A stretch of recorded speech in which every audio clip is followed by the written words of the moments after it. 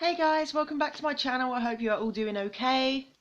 So I'm going to bring you a slightly unusual vlog this week.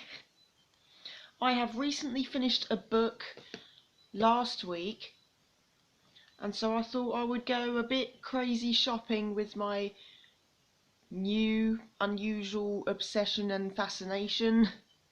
Let me start with the book that I have only just read, and then I'll show you the other 6 books I have yet to read.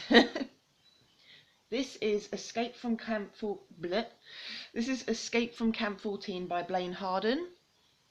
This is a real-life account about one man's remarkable odyssey from North Korea to freedom in the West, which is pretty much what it says on the tin. It's about a young North Korean who was born in Camp 14 in the 1980s. His name is Shin Don-hyuk. No one born in a political prison camp in North Korea has ever escaped. To him, the camp was his life, and yeah, he is considered the first person in North Korea ever to be born in a political prison camp and escape. It is heartbreaking and very eye-opening. I was never torn away from the page whenever I read this. It's very, very thought-provoking. I'll read you all of the blurbs in case I'm missing something as well. I'll read you all the blurbs of these books, starting with this one. Ever since I have read this book, I have long since been fascinated with the whole thing about North Korea, because the media can only tell us so much. North Korea is a dangerous place to live in. Kim Jong-un is a very bad person. Just crap like that. So I thought, you know what, I've been interested in North Korea for years. Not that I want to join North Korea or anything, obviously. But then, a year or two ago, I was recommended this book by one of John Green's videos from Vlogbrothers, and later on from Emma Blackery's videos, and all of these books except for one have been inspired by this book in a way. After I've read this, I thought, you know what, so I went crazy shopping and bought as many books in Waterstones as I can about North Korea, and people were giving me strange looks, but I don't really care, because it has become a fascination for me that I have yet to know as much about North Korea as possible, because it's one of the most strict and dangerous places to live in the world, so, you know, why not? Want to top up my knowledge on something. So yeah, I'll read you the blurbs to each of the books.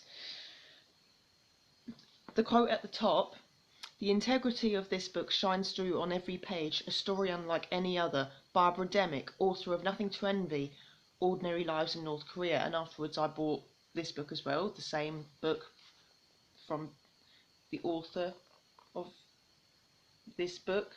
You know, yeah. It's early in the morning, I can't function in the mornings. The mornings are the only time I can get my vlogs done. Anyway. Shin Don-hyuk was born in the early 1980s inside Camp 14, one of 5 sprawling political prison camps in the mountains of North Korea. Located about 55 miles north of Pyongyang, the Labour camp is a complete controlled district, a no-exit prison where the only sentence is life. No one born in Camp 14 or in any North Korean political prisons camp has escaped. No one except for Shin. This is his story. So obviously he escaped, and Blaine Harden is a journalist, and he did a few stories about Africa and Burma, I think, and he has long since been fascinated in North Korea, and he had met Shin, and he had written an account on his life. There were a few, like, misunderstandings or whatever about his life inside the camp, because when it comes to life traumas, you tend to miss out bits in the story, and especially not in chronological order as well. Like, your story tends to get all mixed up. I've been there before with a personal issue. Anyway, but yeah, this is the first and only North Korea book I have ever read, and I am planning to read at least 6 more books about North Korea, especially about well, most of them are escape stories, but this has led me to read those books. So yeah, God, this video is getting even more and more bloody longer as I go on and not show you the other books. I apologise. So yeah, leading from that one, from like the quotes throughout the book as well, from Barbara Demick. In this book, I've decided to get Nothing to Envy: Real Lives in North Korea by Barbara Demick. And it's a five. I think it's five. Oh no, it's not five. My bad. It's like short stories about ordinary, real lives in North Korea. Barbara Demick is also a very trusted source, I find. Um, and it's like short stories in this book about. Well, the writing's really bloody tiny though. Look at that. Ooh. Yeah. So yeah, this is like short stories about ordinary lives in North Korea, and I'm going to read this one next. Barbara Demick is also a journalist, if I remember correctly. And along here I have The Girl with Seven Names, Escape from North Korea by Hyun So Lee. I might butcher these names, but it's one way to read names, but it's another way to pronounce them, so apologies in advance if I'm pronouncing any of these names wrong. So yeah, I have three more escape stories. Escape from Camp 14 being one, and I have three more here, so four. No, five. I have five. It's the morning, guys. But yeah, The Girl with Seven Names is an escape story about a young girl, Hyun So Lee. I think she did a TED talk, if I remember correctly. I'm going to have to watch it again in order to renew my knowledge in my head. But yeah, The Girl with Seven Names is about Hyun So Lee. I believe she did a TED talk as well, like search her name, I guess. But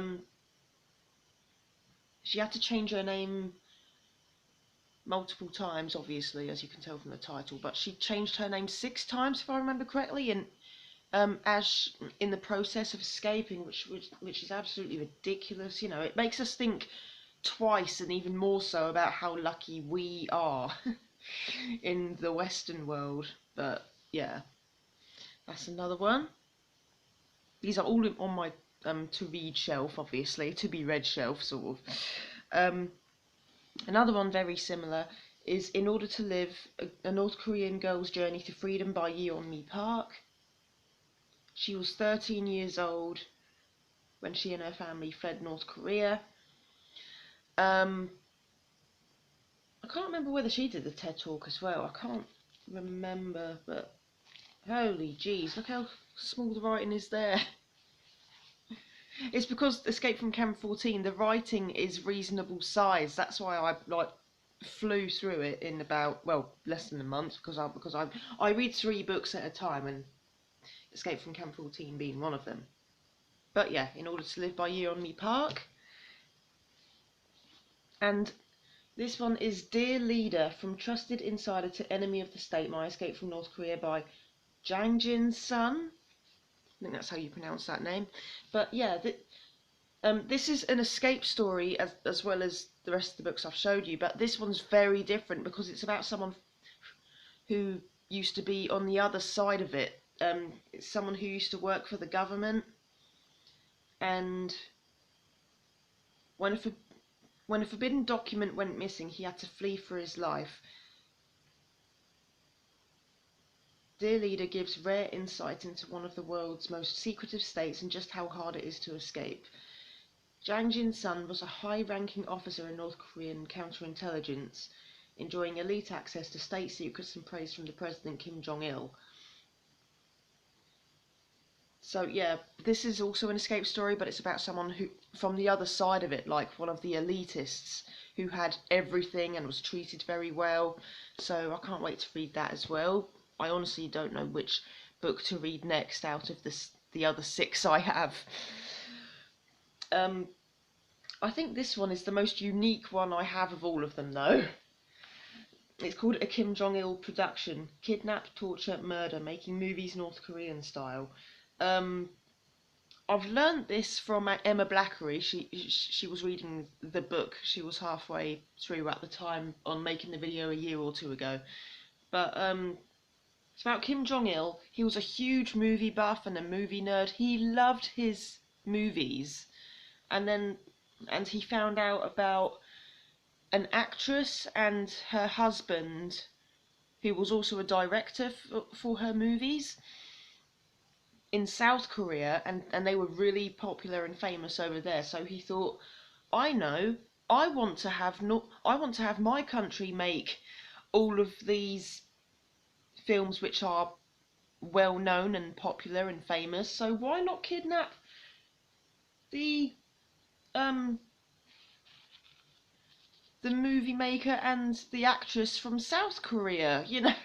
So this is about their time in North Korea and how they were kidnapped and taken over there, and how greatly Kim Jong-il has treated them. Either that or be killed, pretty much. But, you know, obviously, spoiler alert.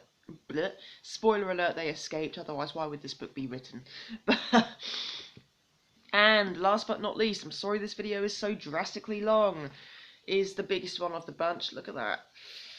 Tiny writing too. Awesome. I'm going to have a load of fun reading these.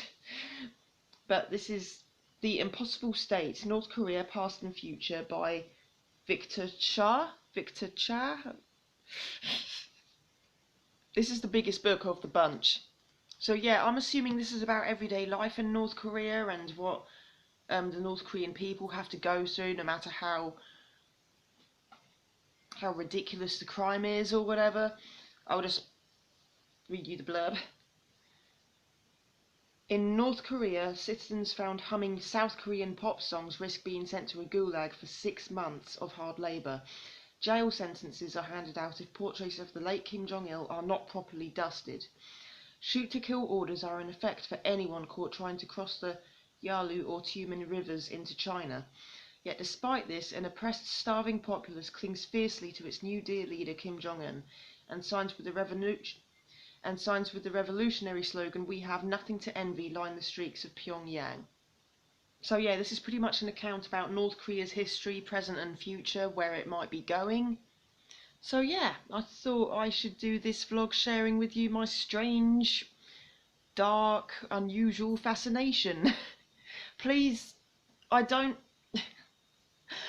Late disclaimer, which I should have done at the beginning of this video, I should have mentioned, I'm not sure if I have mentioned this, anyway, I'll mention it now.